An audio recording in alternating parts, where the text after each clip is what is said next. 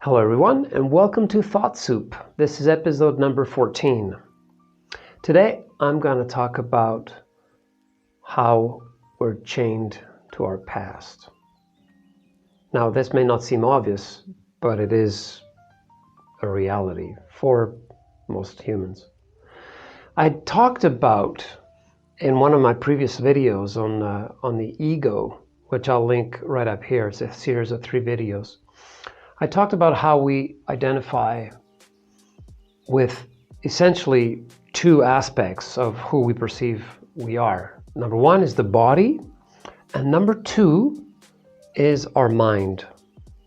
So today, since we're talking about being chained to our past, I'm gonna focus obviously on the mind. So our history, our biography, where we were born, where we went to school, who our family is, who our ancestors are as far as we know, which country we lived in, the education, the kind of job we have, or we've had, or we'd like to have. All this is part of our past. Well, not the job we'd like to have, but anything that's regarding not today or the future is the past. And that really defines on the mind level who we believe to be and who others believe us to be. Okay? So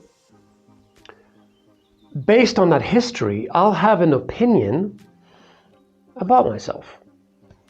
I'm a great guy, or I'm a very intelligent woman, or whatever the judgment will be. I've been very successful. My family is royalty, therefore I am a royal. Or I come from a very poor family and I will be poor all my life. Whatever conclusions we come to, they're usually unconscious, but whatever conclusion we come to defines who we identify as. So obviously if it's positive, we're happy, we're dynamic, we might influence others, and we think very highly of ourselves, and that's great on some level, even if it's not actually real. Of course it's not real, it's in our mind. But our life will probably take on a turn that's a little more agreeable, let's say, a little more pleasant. Now, the contrary is true. If we have a negative opinion of our past, we'll have a negative opinion of ourselves. Maybe we'll have emotions like guilt, which are reinforced by our culture, of course. And we may feel inadequate, not capable, out of step with the world. We can't adapt, etc. So both those beliefs or those views, both of them are in our heads. They're not real. They're just interpretations, right? We have to make that very clear. Otherwise we live in delusion. So why do I say that we're chained to our past? Because whatever idea we have or belief about our past, whether it's positive or negative, as I said before, we must act in harmony with that story. Meaning what? If I have a negative story, I must act according to that story. I can't go around just being joyful and being successful if identify, aside from the fact that it would be totally impossible. But if it was possible, then people would say, well, hang on, you're depressed all the time. Why are you jumping around? And vice versa. A very successful person would not be seen moping around or even sleeping on the streets. Right? So our past chains us in the present. It keeps us from being free, obviously. Now, our past to us is very precious. We love our history, we love our stories, we cling on to them, and beware if somebody dares to challenge it. Right? If somebody comes up to us and challenges our past saying it's not real, we'll get really offended, especially nowadays. How dare you deny my history, deny my belief in this or that. That's the aspect I call we're in a cage, and we also maintain the cage. We put, fresh paint on it. We make sure the locks are well locked. We make sure all the bars are solid. So we like that better. So we maintain that cage. So whoever comes to challenge whatever beliefs we have, we see as hostile. Often. Now, obviously, this is mostly unconscious in most of us, mostly. So we'll do anything to maintain the cage, even if it's completely out of sync with reality. Meaning, maybe I was very poor, today I'm not. We'll still keep that mentality. Or maybe I was very challenged as a child and now I'm not, but we'll keep that mentality. And all the possible combinations of that you can imagine, even if they're out of sync, we'll try to maintain it. Okay, because that's our identity. That's what we hold dear to us. This is who we think we are. Now, why would I suggest that we can break free from that? Well, simply because if we do break free, we are then free. Surprise! So with freedom comes all the possibilities. So how can we get there? I'll just give you 4 simple ideas that you can play with. Number 1 is in a meditation style examination, observe whatever traumas you think you had in your past. Observe them calmly. Look at them. Examine them. Relive them. With a distance, obviously. It's a meditation, right? Now, try to see if whatever you lived is still relevant today. Is the trauma you lived back in the past still happening today? Yes or no?